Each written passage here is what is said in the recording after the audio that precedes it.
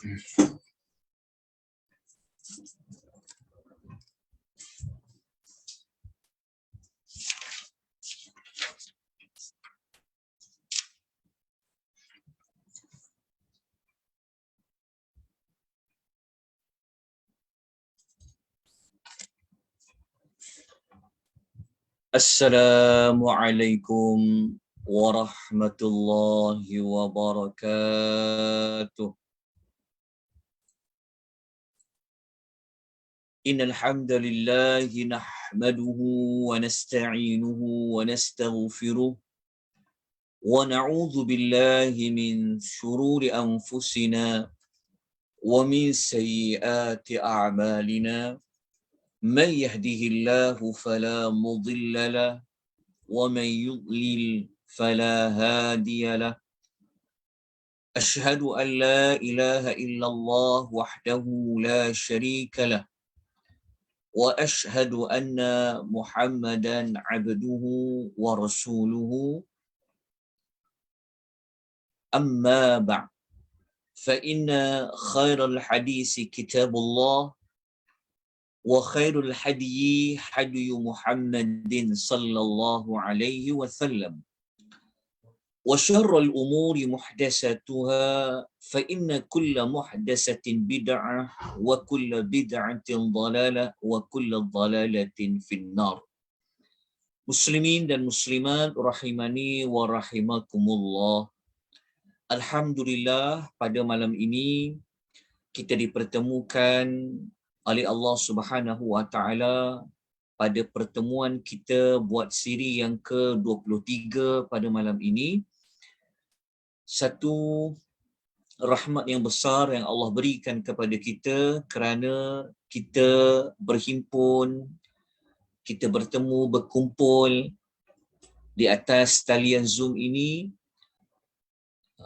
dalam majlis ilmu yang mana kita sama-sama akan menambahkan lagi ilmu pengetahuan kita bagi memahami ayat-ayat yang terkandung dalam suratul Al-Mulk.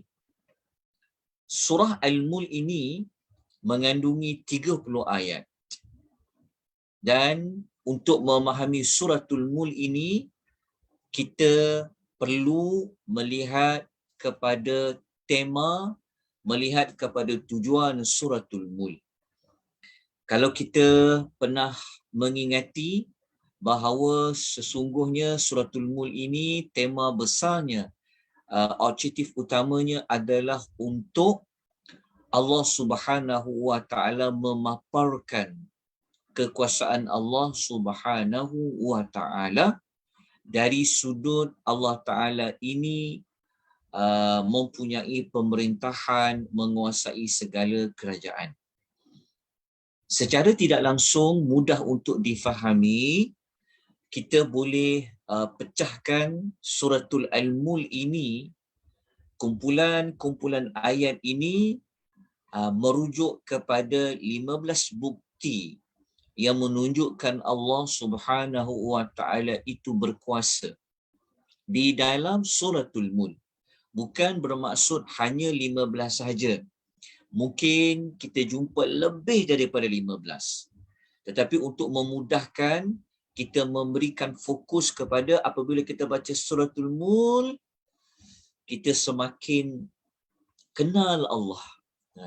Iman kita kepada Allah, tawakal kita kepada Allah itu semakin kuat.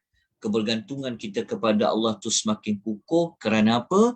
Kerana suratul Mulk ini surah yang mengenalkan kita tentang Allah Subhanahu wa taala ini sangat agung, sangat berkuasa. Jadi pada malam ini kita nak bincangkan kekuasaan Allah yang ke-11 daripada 15. Okay. Kekuasaan Allah yang ke-11 yang Allah Ta'ala nak kita ni ambil pengajaran, kita semakin kenal Allah, adalah bukti Allah berkuasa yang ke-11 dari sudut Allah ciptakan manusia ni berbeza dengan makhluk-makhluk yang lain. Dari sudut apa? Dari sudut Allah Subhanahu Wa Taala mengurniakan kepada manusia ini adalah panca indera yang utama. Jadi malam ni kita nak fokus kepada nikmat yang Allah Subhanahu Wa Taala telah berikan kepada manusia yang Allah tidak berikan kepada makhluk yang lain. Bukan sekadar kita melihat dari sudut nikmat, tetapi dari sudut nikmat itu membuktikan, menunjukkan bahawa Allah Subhanahu Wa Taala adalah satu-satunya Tuhan yang layak untuk diibadahi, satu-satunya Tuhan yang layak untuk disembah. Kerana apa? Kerana Allah lah yang memberikan kepada kita panca indera tersebut. Jadi itulah kita nak berikan tumpuan terlebih dahulu pada bukti yang ke-11. Okey. Bukti yang ke-11 ini adalah merujuk kepada ayat nombor 23. Ayat 23. Bermula ayat nombor 23, tuan-tuan dan puan-puan, kita akan temui ayatnya ada 6. Dimulakan dengan perkataan qul. Dan ada ayat-ayat pada penghujung suratul Mulk ini selepas disebutkan qul, Allah menggunakan ganti nama huwa. Katakanlah dialah. Okey. Kaedah ni kalau tuan-tuan pernah mempelajari surah Al-An'am contohnya kan, suratul Al-An'am. Surah Al-An'am merupakan surah yang paling banyak menggunakan kaedah ayat depannya ada qul. Lepas tu ayat depannya ada huwa. Qul huwa. Dia maksudnya ayat dia depan tu dia ada katakanlah. Ada banyak ayat di dalam surah Al-An'am, ayat depan dia. Dan kadang-kadang Allah gunakan kaedah huwa, dialah. Kaedah menggunakan qul dengan huwa, dialah itu banyak digunakan oleh Allah dalam surah Al-An'am. Dan Allah menggunakan kaedah depannya ada perintah untuk berkata qul dan huwa ada di dalam suratul Mulk pada penghujung-hujung dalam suratul Mulk bermula ayat nombor 23. Okey, ayat 23 ni kita baca terlebih dahulu pada terjemahan ayatnya. Kita baca dulu ayat dia, kemudian kita tengok terjemahannya. Lepas tu kita akan menghubung kaitkan ayat 23 ini dengan ayat-ayat sebelum ayat nombor 23. Jadi ayatnya berbunyi a'udzubillahi minasyaitonirrajim. Qul, katakanlah. Katakanlah itu adalah perintah dari Allah kepada Rasul sallallahu alaihi wasallam. Kalau Allah guna qul, maknanya secara tegas, secara yakin, katakanlah.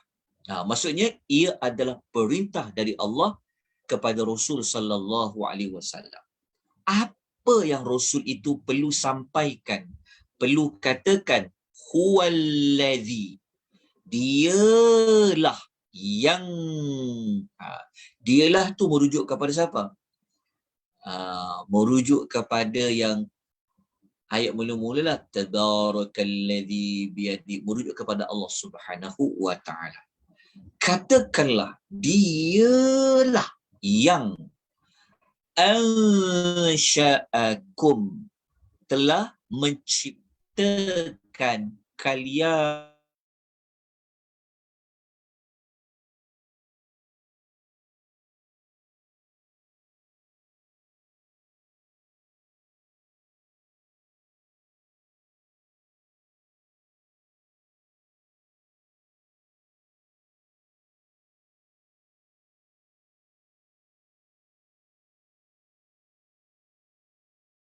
Maknanya dia terputus tadi. Mohon maaf Kejap. Okey, kejap. Okey. Saya terputus talian. Okey, saya ada guna line yang satu lagi. Okey, boleh dengar tak suara saya? Tentera perempuan? Jelas boleh, tak? Ustaz. Boleh, jelas. Alhamdulillah. Masya Allah, suara siapa getar-getar tu? Okey, okey. Kita mulakan semula. Okey. Bismillah. Okey, kita mulakan. Tadi kita kata, kita baca terjemahan dulu. Allah kata, "Qul, katakanlah, wahai Rasulullah." Kepada siapa? Kepada sesiapa, kepada orang-orang yang kafir lah. Kepada siapa? Maksudnya, apa yang perlu dikatakan? Huwa, dialah yang apa? Ansha'akum, yang telah menciptakan kamu. Kum maksudnya kamu semua. Ansha'a, menciptakan kamu.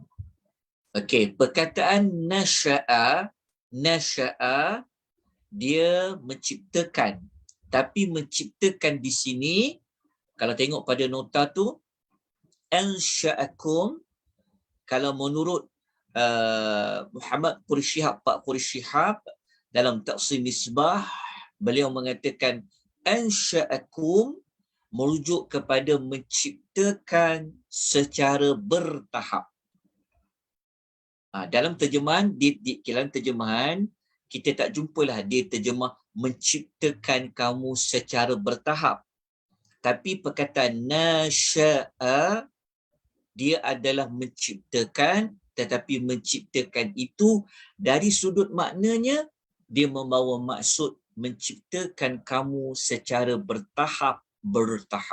Maksudnya daripada satu fasa kepada satu fasa kepada satu fasa, daripada tanah, daripada air mani kepada segumpal darah. Itu maksud yang terkandung pada perkataan nasya'a. Jadi menciptakan kamu ni maksudnya adalah menciptakan kamu secara bertahap. Okey. Perkara pertama yang Nabi SAW kena katakan dengan tegas, dialah yang telah menciptakan kamu daripada satu fasa kepada satu fasa. Jadi perkara pertama apa? Yang Nabi SAW kena katakan kepada orang-orang kafir Quraisy, musyrikin yang khususnya, kerana dia ada berkaitan dengan ayat sebelumnya, adalah al-sya'akum. Ini perkara pertama. Menciptakan kamu. Okey. Kemudian, apa lagi yang Nabi SAW kena katakan? Wa, dan ja'ala lakum, telah menjadikan bagi kamu. Apa dia? As-sam'a, pendengaran. Okay, ini perkara kedua. Okey, yang Allah telah buat. Okey. Perkara ketiga, wal absara, penglihatan. Di sini kita terjemahkan dalam bentuk bilangan banyaklah, penglihatan. Tetapi sam'a dia kat sini, dia dalam bentuk bilangan satu, pendengaran. Tapi dekat penglihatan, kita terjemah dia dalam bentuk plural, dalam bentuk bilangan banyak. Memang macam tu pun ayatnya. Okay. Yang keempat, apa lagi yang Nabi kena sampaikan? Dialah, itulah yang menciptakan untuk kamu wal afidah, iaitu hati untuk kamu. Okey. Selepas Nabi SAW menjelaskan bahawa Allah itulah yang telah memberikan kepada kamu empat perkara ni. Menciptakan kamu. Kenapa sebut menciptakan kamu? Secara bertahap, secara berpasar, nak memberitahu bahawasanya sebelum ini kamu tidak wujud. Sebenarnya. Kan? Maksudnya daripada perkataan ansya'akum nak menjelaskan juga bahawa sebelum ini kamu tidak ada. Maka siapa yang mengadakan kamu? Huwa, dialah. Okey. So selepas kamu dihidupkan, diadakan oleh Allah, mengikut penciptaan secara bertahap-bertahap tadi, Allah Ta'ala beri apa kepada kamu tu untuk kamu hidup tu? Diberikan pertama sam'a, pendengaran. Diberi panca indera yang kedua wal absar, penglihatan. Dan diberikan panca indera yang berikutnya wal afidah, iaitu hati. Okey. Lepas tu Allah menegaskan bahawa kamu ni yang telah Allah ansya'akum, yang telah Allah beri sam'a, yang Allah telah beri absar, yang telah Allah bagi afidah, apakah balasan kamu kepada dia? Khalilan ma tashkurun.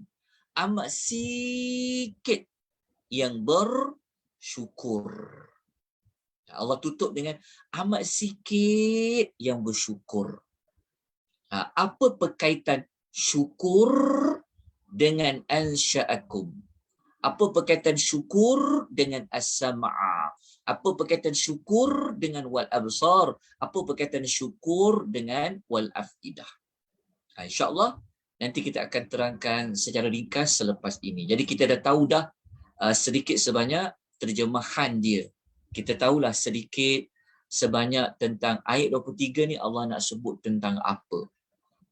Ayat 23 ni, tuan-tuan dan puan, ini kan ayat dekat penghujung dah. Sebenarnya ayat 23 ni dia seperti buat kesimpulan daripada apa yang telah kita pelajari pada mula-mula ayat dalam suratul Mulk.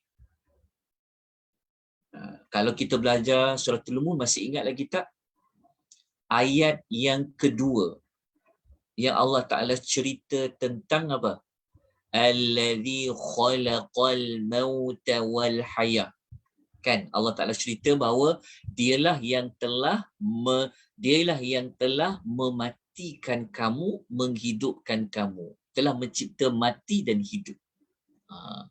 Tetapi dekat ayat penghujung ni dia seperti mengingatkan kembali ayat yang kedua yang kita pernah belajar sebelum ni.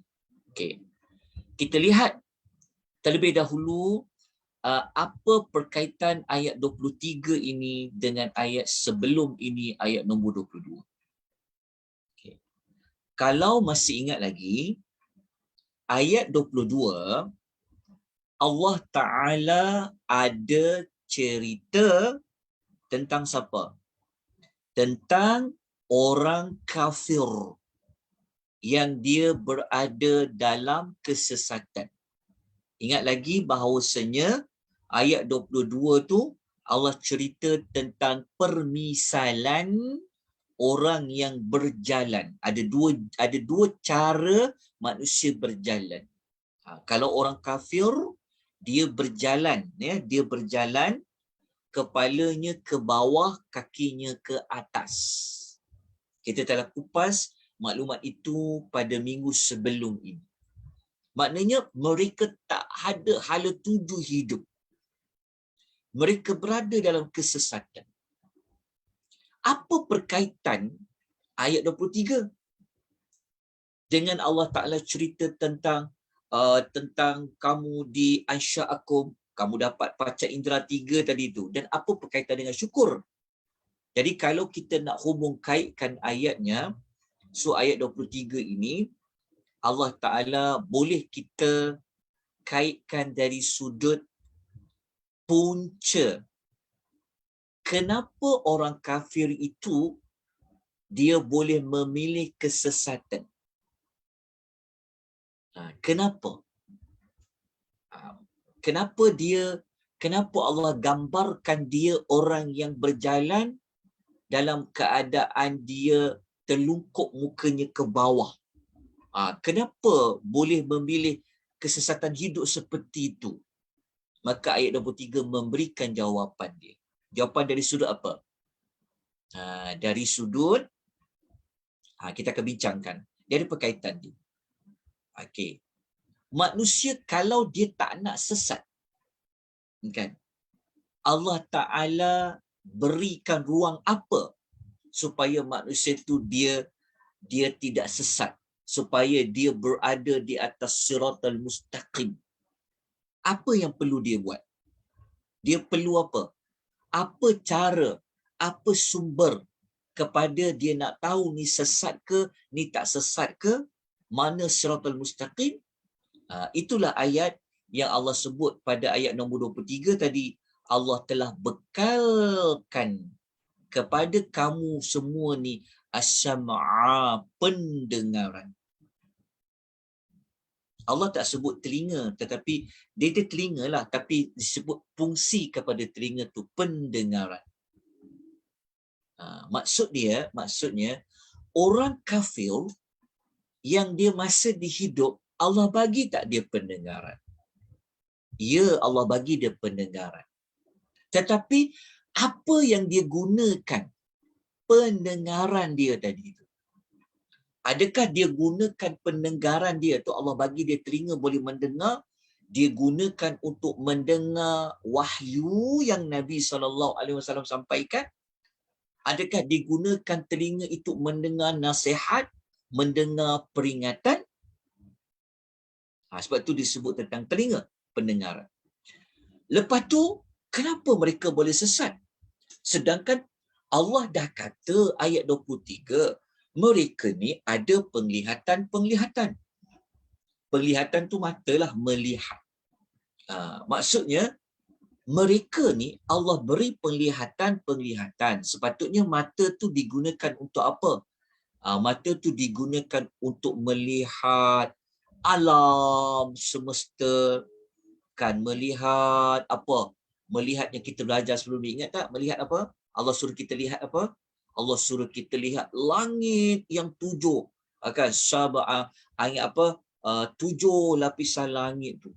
Allah suruh tengok apa? Allah suruh tengok, Allah Ta'ala suruh tengok rujuman, Allah Ta'ala suruh tengok bintang. Kan? Allah suruh berjalan merata-rata tempat, kan? Tapi mereka ni walaupun dibekalkan penglihatan-penglihatan, tetapi mereka tidak menggunakan penglihatan-penglihatan itu semaksimum yang mungkin, menyebabkan mereka boleh tersesat dalam kehidupan. Lepas tu Allah bekalkan kepada mereka ini semua manusia afidah, iaitu otak, iaitu hatilah, yang merangsang kepada bawa kepada otak. So Allah bagi. Tapi adakah mereka menggunakan hati itu untuk mengenal Allah, melihat keagungan Allah, gunakan hati itu nak masukkan perasaan. Sepatutnya hati itu digunakan untuk masukkan perasaan takut. Sedangkan ayat-ayat Quran, kan ingat tak sebelum ni kita sebut tentang neraka, setiap kali dicampak dalam neraka, mendengar suara-suara orang menjerit di dalam api neraka, kan? Jadi sepatutnya hati ni digunakan untuk memasukkan apa? Rasa takut kepada Allah, rasa bimbang. Kan sebelum ni Allah Ta'ala dah buat ancaman, kan? Azab yang boleh datang daripada langit, azab yang boleh daripada bumi, boleh tenggelamkan kamu. Tapi mereka tak gunakan hati ini untuk memasukkan perasaan taqwa, takut pada Allah, ikhlas dalam ibadat kepada Allah Subhanahu wa taala. Okey. Kenapa ataupun bagaimana kita boleh katakan mereka tak guna pendengaran, mereka tak gunakan penglihatan, mereka tak gunakan hati? Jawapannya ada pada penghujung tu. Sebab Allah Ta'ala kata sedikit sangat yang bersyukur. Maknanya pada penglihatan itu ada bahagian yang perlu disyukuri. Pada penglihatan-penglihatan itu ada benda yang perlu disyukuri. Pada hati itu juga ada benda yang perlu disyukuri.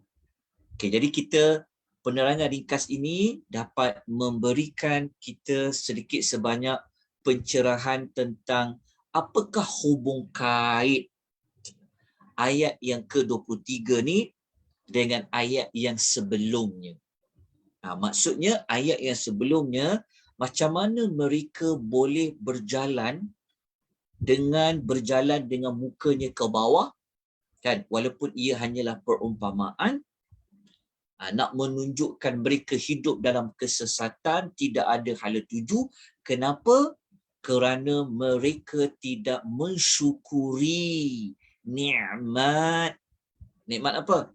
Ansya'akum, nikmat pendengaran, nikmat penglihatan dan nikmat al-afidah. Okay, nampak tak perkaitan dia?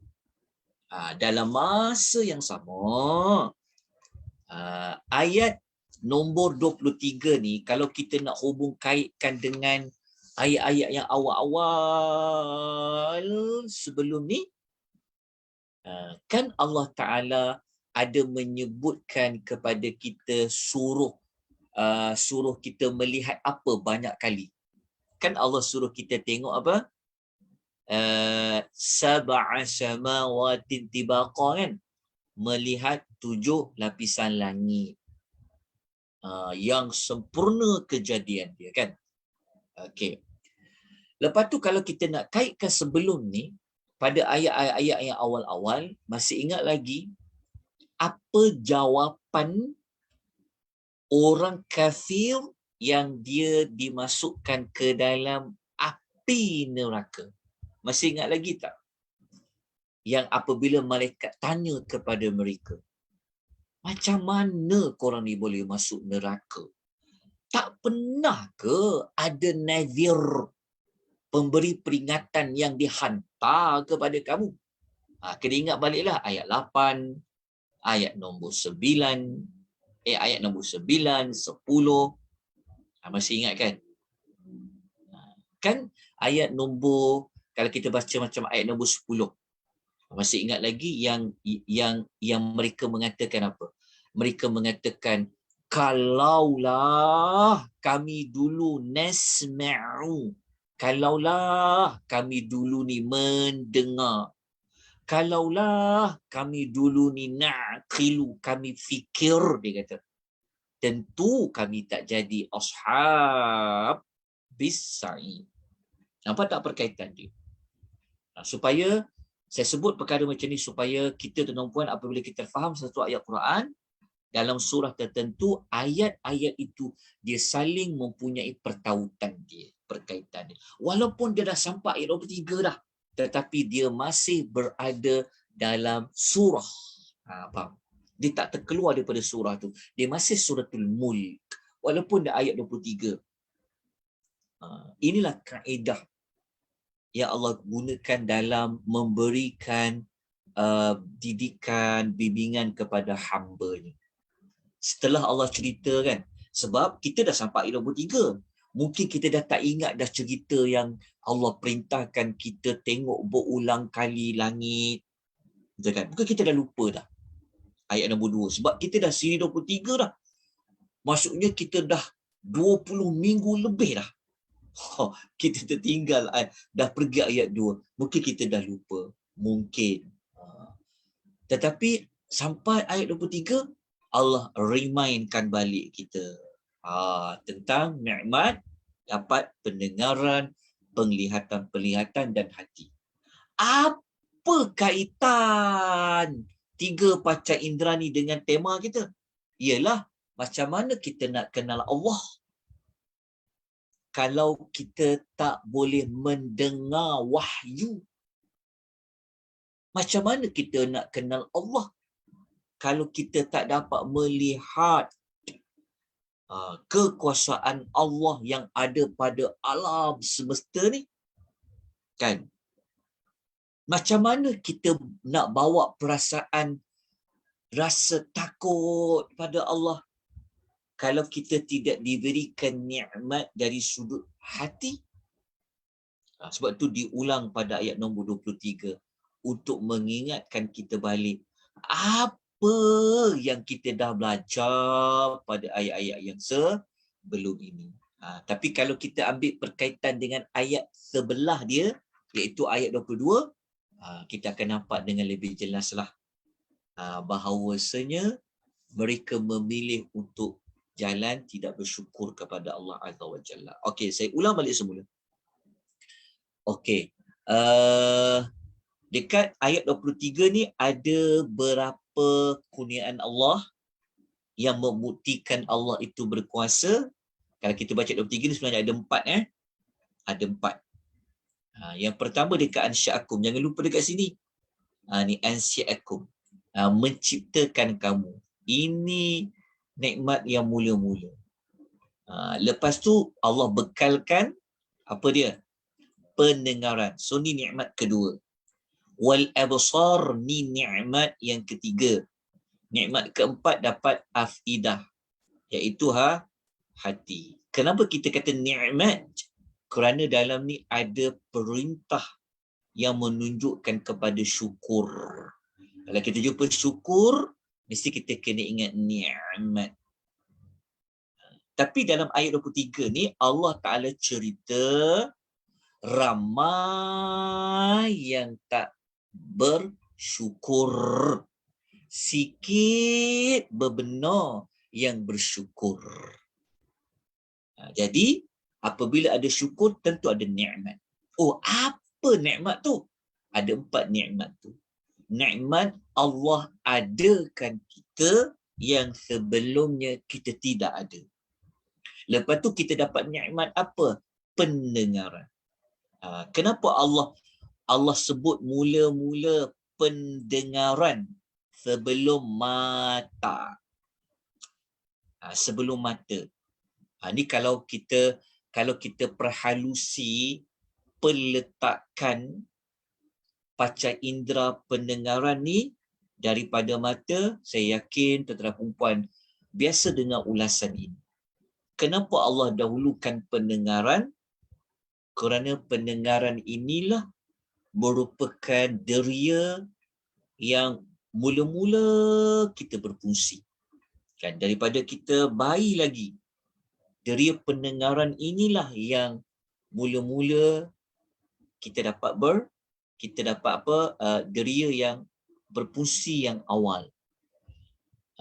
Lepas tu pula pendengaran ini diletakkan yang pertama kerana pendengaran ini merupakan deria utama untuk mendengar wahyu, nasihat, sekalipun dia tidak boleh melihat. Sebab itu orang yang tidak boleh melihat tetapi dia boleh mendengar, maknanya orang yang buta tapi dia boleh mendengar, dengan orang yang dia tak boleh mendengar tetapi dia celik, mana yang lebih utama? Nak mendengar ke atau nak melihat? Dengar ke lihat? Apa saluran utama? Maksudnya, kalau antara dia buta dengan dia tak boleh mendengar, dia buta tapi boleh mendengar, dengan dia boleh melihat tetapi dia tak boleh dengar. Kalau kita tengok pada penyusunan ni, menunjukkan pendengaran itu yang paling utama dulu. Okey. Lepas tu baru penglihatan.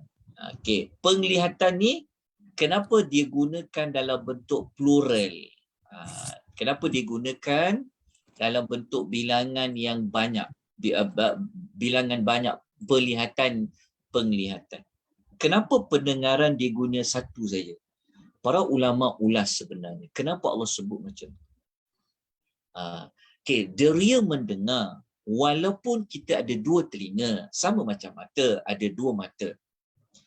Tapi telinga ni, kalau nak masuk satu ilmu padanya, kita tak boleh mendengar banyak benda dalam satu masa. Betul tak? Kan? Orang ni cakap, orang ni cakap, orang ni cakap. Kita pun tak tahu mana satu nak masuk dalam pemikiran kita. Sebab itu, Allah letakkan pendengaran ini antara hikmahnya hanya disebut sebagai bilangan satu pendengaran, nak menunjukkan bahawa sumber ilmu, sumber hidayah daripada mendengar ini, dia tidak boleh secara, maksudnya tak banyak kita boleh dapat kalau yelah macam kita cuba kita sambil belajar, cuba bayangkan kita belajar sambil bising kan. Lepas tu kita tengok kadang-kadang kita tengah belajar online, tiba-tiba ada orang buka mikrofon dia, kita pun rasa macam terganggu kan. Orang dia bercakap, orang dia bercakap. Bayangkan kita dalam grup ni, partisipan ni, kita ada lebih kurang 55 orang. Bayangkan kalau kita seorang mendengar, 54 orang bercakap dalam masa yang sama. Kita susah untuk kita tangkap kan. Jadi itu antara hikmah lah yang diulas oleh Asy-Sya'rawi, diulas oleh Pak Qudus Syihab, ulama-ulama tafsir ulas. Tetapi penglihatan tak. Penglihatan ni dia boleh dapat banyak knowledge mata kan. Mata ni pernah tengok tak orang yang dia boleh tengok kiri kanan. Sekali dia tengok, dia boleh dapat banyak maklumat kan. Banyak maklumat dia boleh dapat. Banyak ilmu dia dapat dengan dia melihat. Dia tak macam telinga. Jadi itu di antara hikmah, salah satu hikmah kenapa Allah datang ia dalam bentuk bilangan banyak. Tapi fungsi dia sama. Telinga digunakan untuk melihat, mendengar wahyu disampaikan, nasihat. Mata begitu juga. Untuk melihat kebesaran Allah kan, melihat, bila kita melihat langit, lihat burung terbang, kenapa dia tak jatuh ya burung ni? Dengan kita melihat. So daripada kita dengar, daripada kita lihat, baru diletakkan hati tu yang ketiga. Baru Allah susun wal afidah tu letaknya ketiga. Maknanya apa yang nak dimasukkan ke dalam hati ni daripada apa yang dia dengar, daripada apa yang dia lihat. Itu orang kata apa? Daripada mata jatuh ke hati. Faham kan? Kita kalau mendengar nasihat, dia akan bawa emosi tu, dia akan tercipta setelah kita mendengar dan kita melihat. Sebab tu Allah Ta'ala susun wal afidah tu di hujung. Itu di antara hikmah kenapa susunannya begitu. Wallahu ta'ala alam. Saya bukanlah orang yang mahir dari sudut biologi, tetapi dia ada perkaitan sebenarnya dari sudut kefungsian as-sam'a wal basara wal afidah. Okey, sekarang kita nak tengok kenapa ayat ni Allah kata sedikit saja yang bersyukur.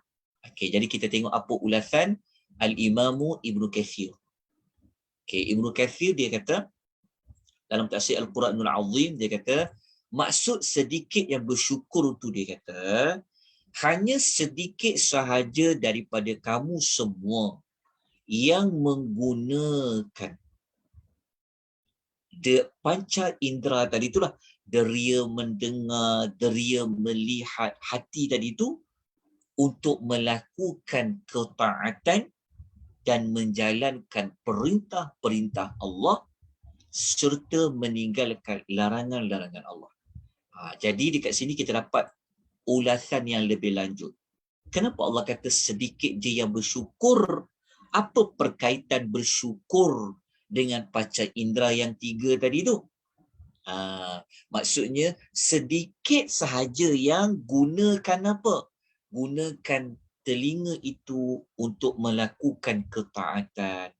Sikit saja manusia yang dia boleh melihat, digunakan melihat itu untuk melakukan ketaatan. Sikit je orang yang ada hati itu digunakan untuk menjalankan perintah Allah. Tetapi ramai yang salah gunakan panca indera yang 3 tadi ataupun tidak digunakan semaksimal yang mungkin 3 panca indera tersebut. Itulah dikaitkan dengan syukur. Oh, kalau kita dah faham ayat ni, kan, kita pergi kepada tindakan selepas tadabbur. Apa resolusinya? Okey. Dari sudut umum, kita memahami bahawa yang nombor satu, apa yang kita kena lakukan pada malam ni, apa yang perlu kita tambah baik, kita mengakui seyakin-yakinnya kekuasaan Allah melalui pemberian nikmat panca indera yang utama. Kan, Allah je yang boleh beri kita 3 panca indera tadi tu. Kan, sebab kita jumpa perkataan dialah. Jadi apabila kita baca ayat ni, oh betul. Kan, dia akan ingatkan kita. Rupa-rupanya kedua telinga kita ni, kita pegang dia kan. Kita pegang dia, kita boleh ingat tentang Allah. Allah tu dekat je dengan kita. Kan? Kita rasa Tuhan tu dekat dengan kita dengan apa? Dengan kita pegang telinga kita. Oh, pada telinga aku ni ada, kita boleh rasa, kita boleh ingat Allah. Tubuh badan kita ni penuh dengan nikmat Tuhan. Kan? Tengok mata kita, kan? Oh, ingat pada Allah. Ingat suratul Mun. Gang dada kita, kan, di dada kita ni adanya qalbun, hati kita, ingat pada Allah. Semua tubuh badan kita ni, kita boleh kenal Allah. Kenapa kita kata semua tubuh badan? Sebab tadi kan kita kata ansya'akum. Allah menciptakan kita secara bertahap. Kan? Kenapa Allah tak cerita Allah bagi tangan? Kenapa Allah tak cerita Allah bagi kita kaki? Tapi kenapa sebut 3 deria, 3 panca indera tadi? Nak menunjukkan tentang kegunaannya dan fungsinya yang sangat besar dalam mengenal Allah Subhanahu wa taala, sumber kepada mendapat hidayah. Sebab Allah sebut 3 saja. Tapi kalau kita baca yang ansya'akum tadi tu, kita jelaskan Allah menciptakan kita secara bertahap. Betul tak? Daripada kepala kita sampai ke kaki kita, boleh membawa kita kepada dekat dengan Allah, kenal pada Allah. Okey, itu yang pertama. Okey, sebab kita tadabbur ni, kita kena bermain dengan emosi. Emosi ni maksudnya dia akan membawa rasa, kita kena menyentuh rohani kita. Rasa takut, itu dia panggil penghayatan. Okey, lepas tu yang kedua. Yang ni saya bagi contoh saja ya, tindakan selepas tadabbur yang boleh kita ambil. Yang kedua, kalau kita kaitkan dengan syukur tadi tu, maknanya kalau kita tahu kan, kalau kita baca ayat tu, tanya diri kita semua, kita termasuk tak orang yang sedikit tadi? Qalilan ma tashkurun. Termasuk tak? Tanya diri kita, tepuk dada tanya ini. Aku ke termasuk dalam qalil ni? Ataupun macam mana? Jadi kalau kita nak tahu, kalau kita nak termasuk dalam qalilan ma tashkurun, maka kita kena gunakan nikmat tersebut sebagaimana yang Allah kehendaki. Allah hidupkan kita satu nikmat. Kenapa Allah hidupkan kita kat muka bumi ni? Patah balik ayat yang awal-awal dulu. Kan? Untuk kita ni apa? Diuji oleh Allah melalui perintah. Ada yang kena buat, ada yang tak kena buat. Kan? Lepas tu, pada nikmat telinga, Okay. Tanya diri kita, selama ni kita guna tak nikmat telinga tu sebenar-benarnya? Dah berapa tahun dah Allah bagi nikmat boleh mendengar? Kalaulah Allah Ta'ala hisap kita di hari akhirat nanti, ditanya dari sudut telinga saja, agak-agak mendengar yang baik banyakkah? Mendengar yang tidak baik banyak? Mendengar yang sia-sia banyak ke? Mendengar yang boleh meningkatkan iman itu banyak? Tanya. Tadabbur, kita nak tadabbur, kita nak ambil penghayatan, kita nak buat tindakan, tanya diri kita. Kita seronok baca ayat tu, qalilan ma tashkurun. Baca, tapi tanya diri kita, aku ni termasuk yang qalilan ma tashkurun ke?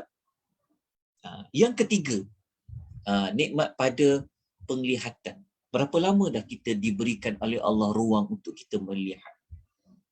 Kalau Allah hisap kita di hari akhirat lah, kalau Allah tanyakan, 70 tahun contohnya kita dapat melihat, Allah bagi lihat. Kita lihat apa?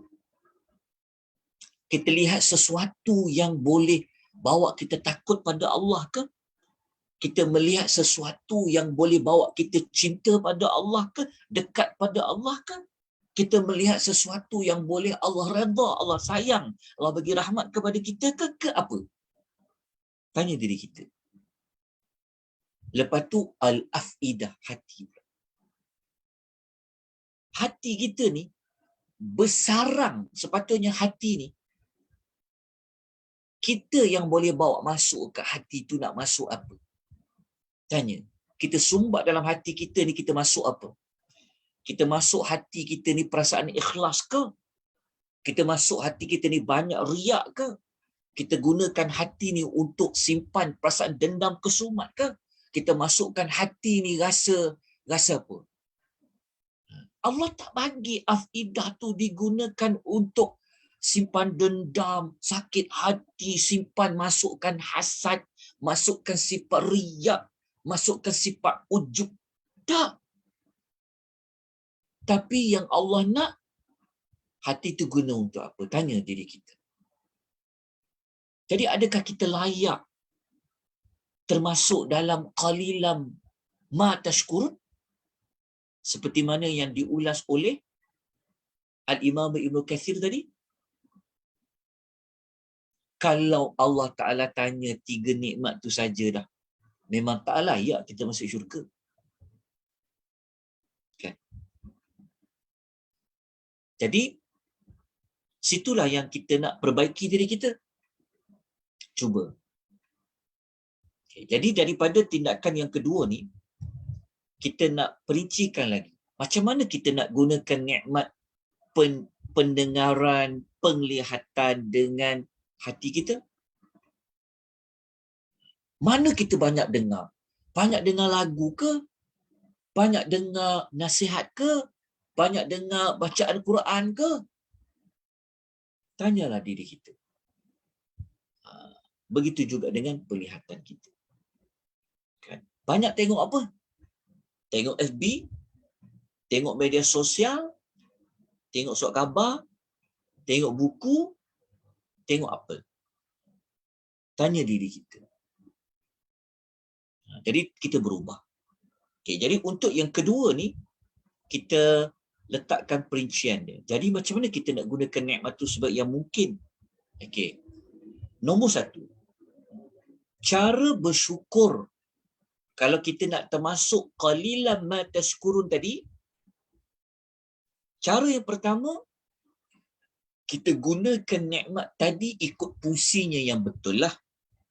Allah bagi telinga untuk apa? Allah bagi kita mendengar. Mendengar untuk apa? Kita gunakan fungsi yang betul. Allah memberikan kita penglihatan. Digunakan betul tak? Utilize betul-betul tak penglihatan tu? Untuk dapat redha Allah, untuk kenal Allah. Begitu juga dengan hati kita. Teruk kita ni tuan-tuan. Macam mana kita nak berhadapan dengan Allah? Sebab apa saya kata kena berhadapan dengan Allah? Sebab nanti waktu kita baca ayat nombor 24 kalau kita sempat belajar malam ni atau kelas akan datang minggu depan, kalau kita belajar ayat nombor 24, kita akan kembali kepada Allah tau. Wa ilaihi tusyarun. Kepada Allah kita akan kembali. Pernah tak kita fikir nak kembali kepada Allah ni macam mana? Kalau Allah tanya aku, deria dengar macam mana, boleh melihat tu macam mana, hati tu macam mana, kita tak rasa takut? Kita tak rasa apa-apa ke waktu kita baca suratul Mulk? Kita baca Al-Mulk sebab nak elak pada azab kubur. Entah kita diazab di dalam kubur disebabkan mata kita, disebabkan telinga kita, disebabkan mata kita, disebabkan hati kita. Surah Al-Mulk tidak boleh menyelamatkan kita kalau hanya baca saja. Sebab itu kita perlu bincang tentang apa yang kita kena ubah diri kita setelah kita baca. Betul tak? Munasabah tak? Kan? Kalau kita baca setiap malam pun Mulk, tapi macam mana di alam kubur kita nak menanggung dosa pendengaran, dosa penglihatan dengan dosa hati kita? Adakah dia boleh menyelamatkan kita daripada alam kubur? Fikir-fikirkan. Sebab tu kita kena bincang ayat nombor 23 ni dengan agak terperinci sikit lah. Sebab kita memang, kalau peribadi saya macam memang ayat qalilan ma tashkurun tu macam jauh sebenarnya. Jadi kita sama-sama ubah. Okey. So itu cara pertama. Cara pertama, gunakan deria-deria tadi untuk fungsinya yang betul. Okey. Jelas kat situ. Okey, untuk kukuhkan maklumat ni, kita ambil satu contoh ayat Quran. Okey.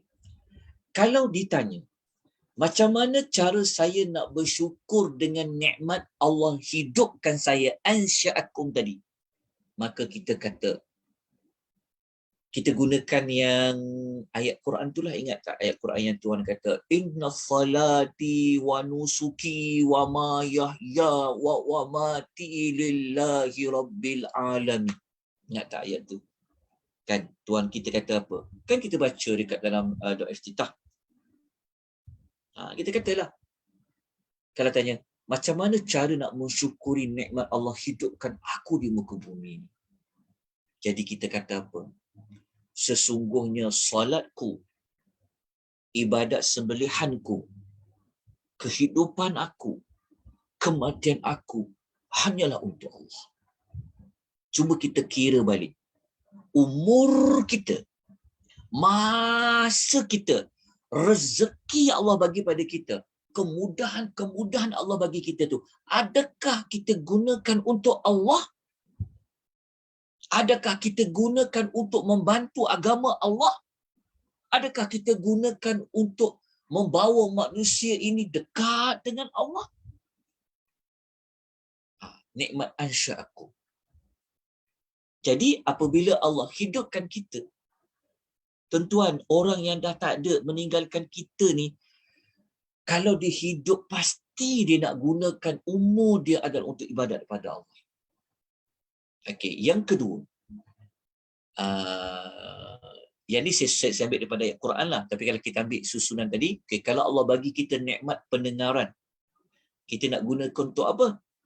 Maka kita gunakanlah yang paling utama adalah untuk mendengar ayat-ayat Allah. Okey. Kalau ada nikmat penglihatan tadi, guna untuk apa? Untuk kita melihat flora, fauna, alam sekeliling. Untuk apa? Kerana alam sekeliling ini, ia boleh kita melihat Allah itu berkuasa. Burung yang terbang di atas kepala kita. Kita kan dah belajar. Adakah betul mata ni digunakan untuk melihat kejadian penciptaan Allah tu, begitu juga dengan nikmat hati, al-afidah tadi.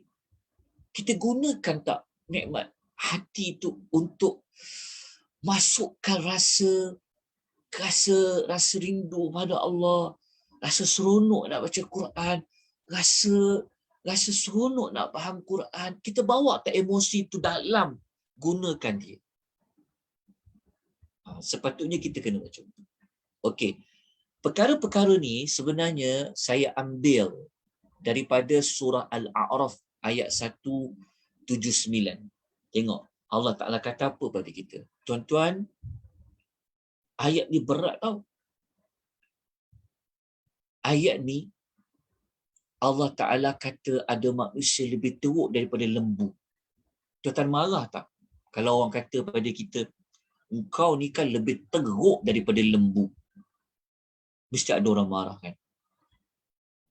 Hinanya kita kata pada lembu. Okey, kita tengok apa Allah kata. Okay, tengok dalam surah Al-A'raf ayat 179 halaman 174. Betul ke ni?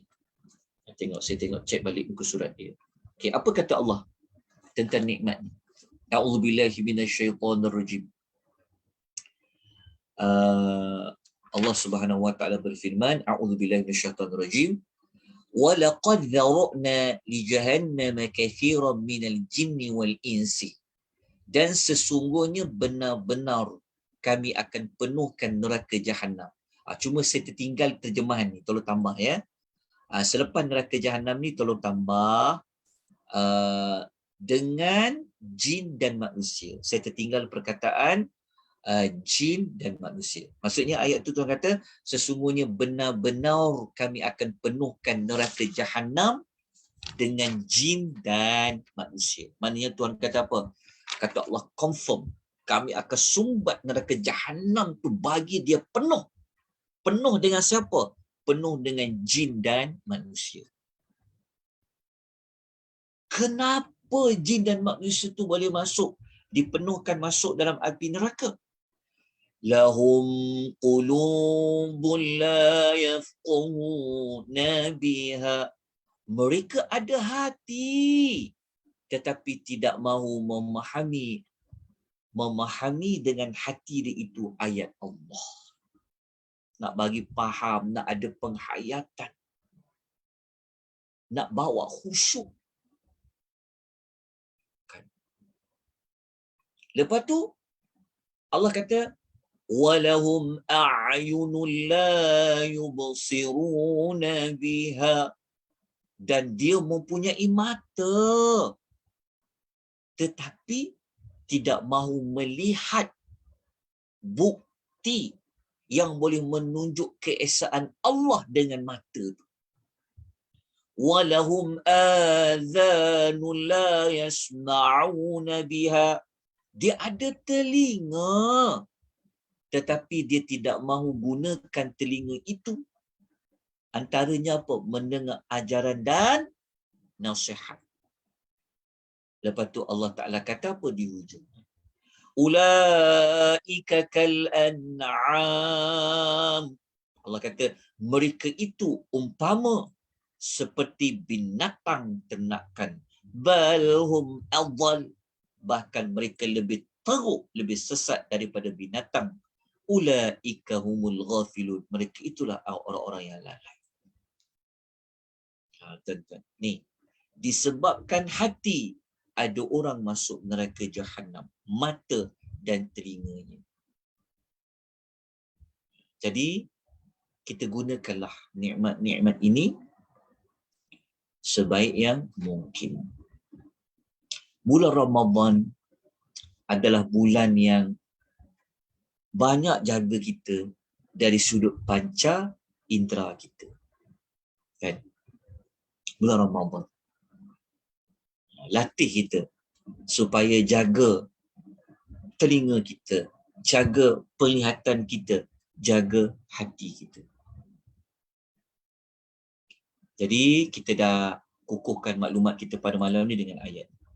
Okey, jadi kita pergi kepada yang berikutnya. Mutiara hikmah dia apa?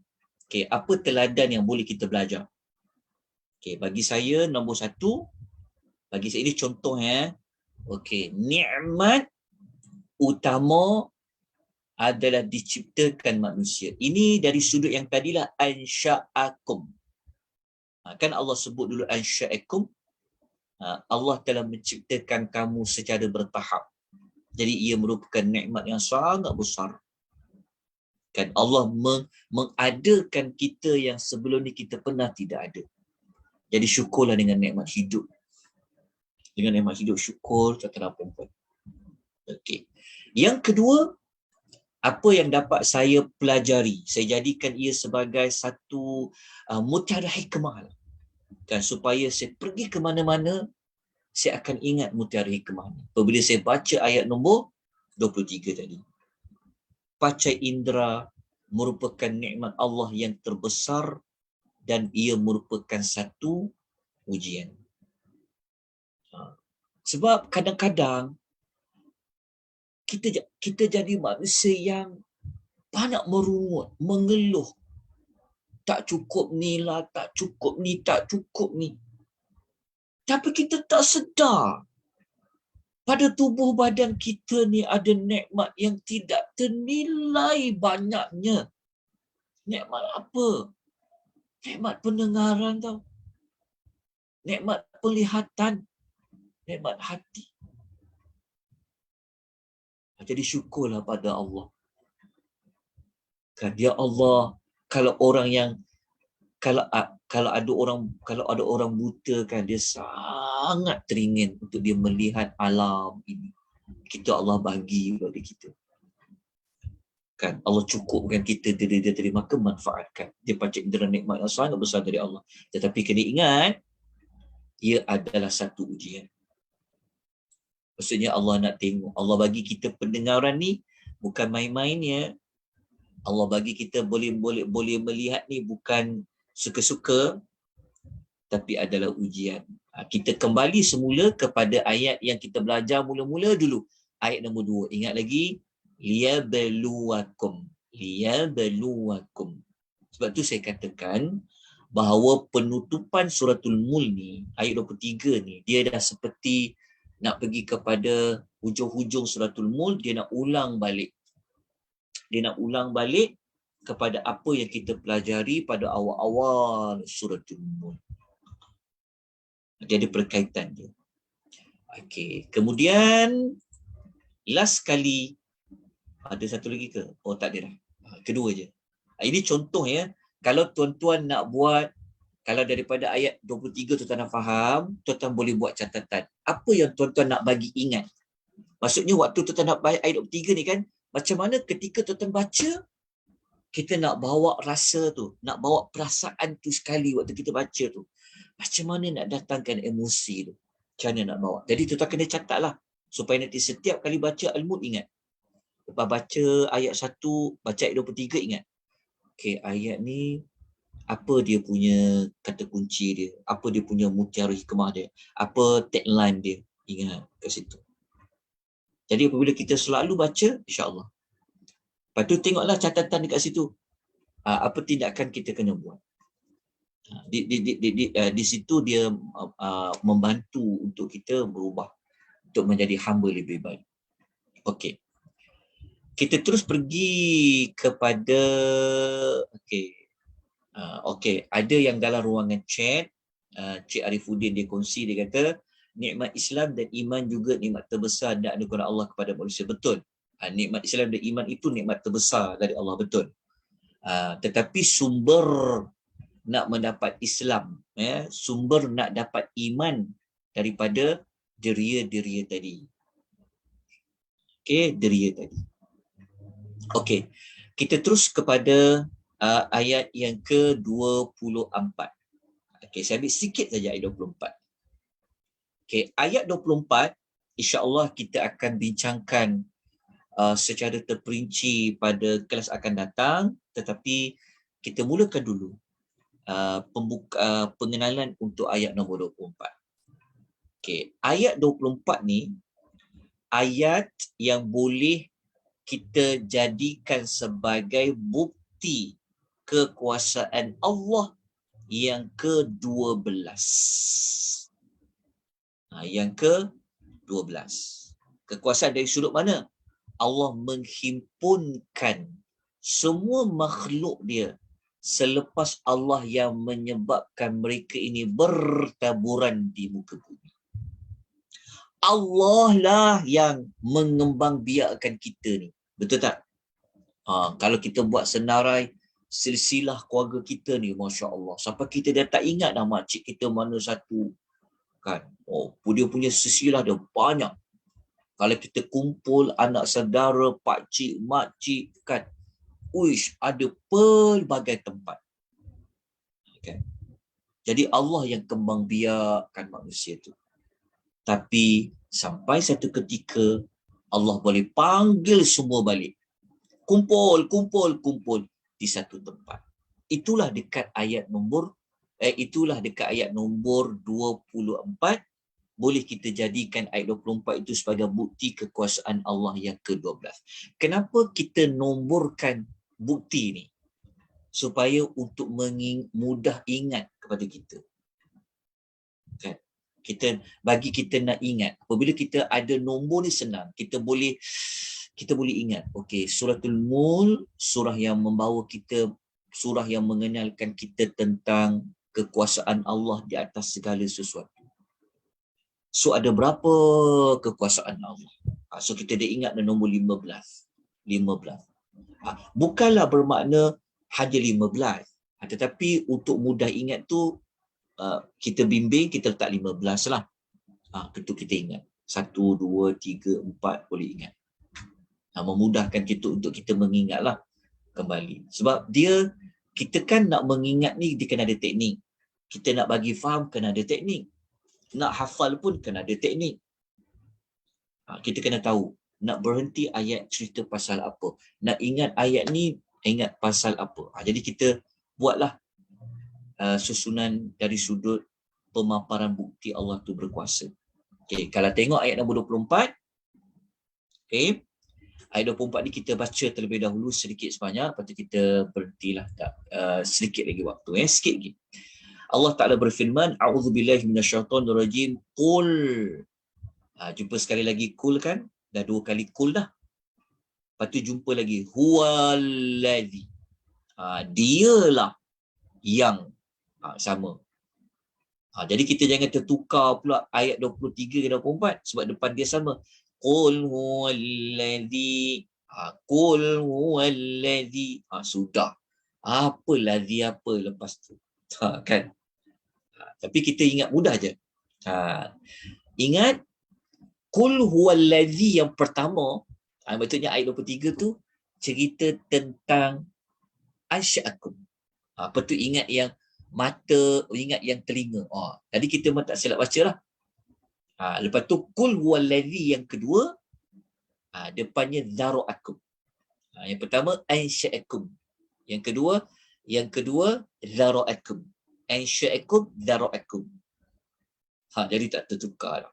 Okey. Qul huwallazi zara'akum. Katakanlah wahai Muhammad, dialah yang zara'akum, telah mengembangbiakkan kamu. Kalau ayat 23 Allah yang menciptakan secara berfasa. Ayat 24 pula Allah nak kata engkau dah ansya'akum, maka apa? Engkau akan jadi zara'akum. Kau berkembang biak. Okey, berkembang biak di mana? Fil ardi, di muka bumi ni. Lepas tu Allah ingatkan kita. Wa ilaihi tuhsyarun, dan kepadanya lah kamu akan dikumpulkan. Kembang biakkan di mana di muka bumi ni, tapi Allah ingatkan kita, kepadanya lah kamu akan dikumpulkan.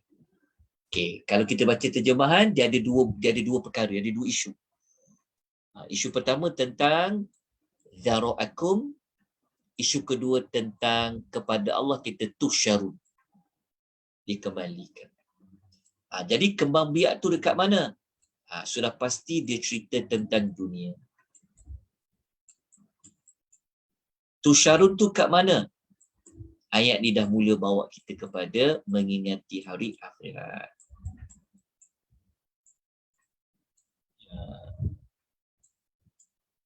Pada Allah tusyarun. Okay, dua perkara ni. So dunia di bawah tangan Allah, akhirat di bawah tangan Allah. Okay. Jadi kita faham dua perkara ni. Okay, kita nak buat hubung kait dengan ayat sebelumnya. Ayat 23 kita baca tadi. Kat mana nak hubung kaitkan dia? Okay. Ini contoh contoh. Ayat 23 sebelum ni kita dah tahu bahawa Allah Ta'ala mulakan ayat 23 nak cerita asalnya kita tak ada. Lepas tu Allah hidupkan kita. Lepas tu untuk hidup ini dia ada tujuan dia. Kan? Untuk Allah beri ujian. Jadi kalau nak diberi ujian perlu dibekalkan dengan sumber-sumber yang cukup untuk dia lalu ujian tadi. Allah pun bagi pendengaran, Allah bagi penglihatan, Allah bagi dia hati tadi. Apa berkaitan dengan ayat nombor 24? So, hiduplah dia kat muka bumi bertaburan. Okey. Tetapi Allah nak bagi tahu juga kekuasaan Allah bukan sekadar menyebabkan kita boleh berkembang biak keturunan dan sebagainya, tapi Allah mengingatkan Allah ada kuasa nak panggil semua itu berkumpul pada satu tempat.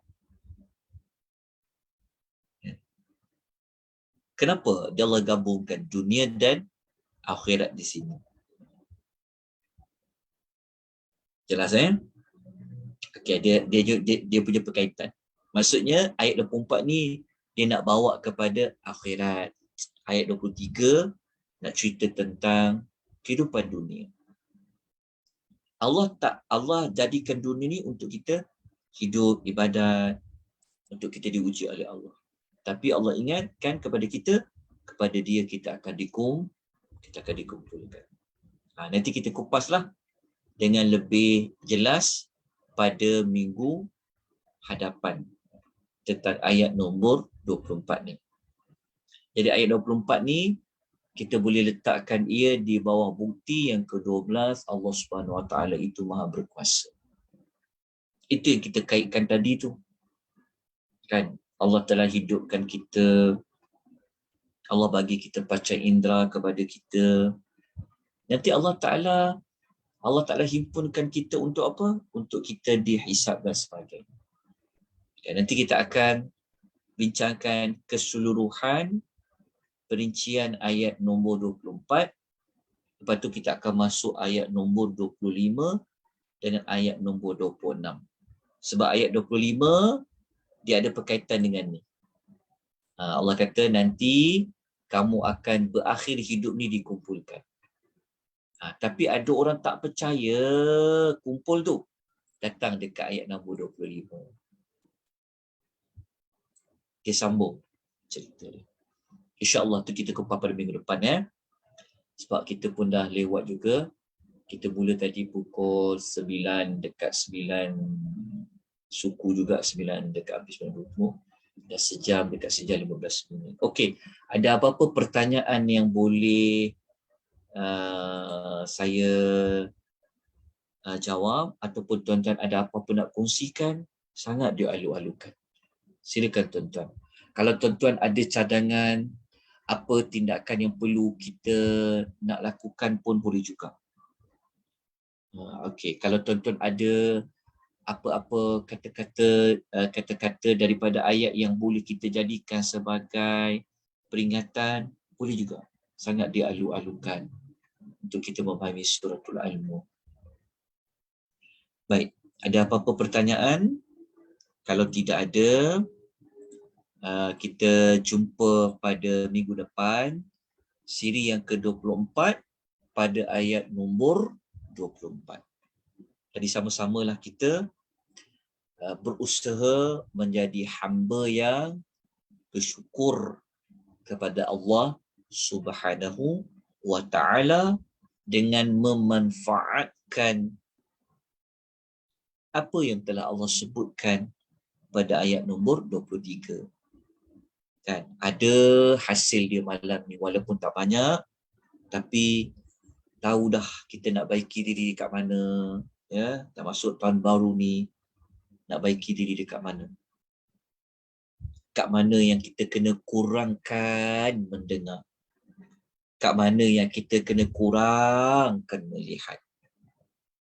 Perkara apa yang tak perlu kita masukkan pada afidah. Moga-moga kita menjadi hamba yang lebih baik daripada hari ke satu hari. Jadi kita ucapkan jazakumullahu khairan ya kepada penganjur kita ya. Penganjur kita tuan-tuan dan puan, seperti kita tengok dekat poster tu adalah anjuran persatuan. Ya, Persatuan Semarak Cinta Kasih, sebuah badan NGO yang banyak terlibat dengan kebajikan ya kepada society. Dan ini juga merupakan satu kebajikan ilmu ya yang dapat kita sama-sama ambil manfaat. So kita ucapkan jazakumullahu khairan kepada pengurusan Persatuan Semarak Cinta Kasih.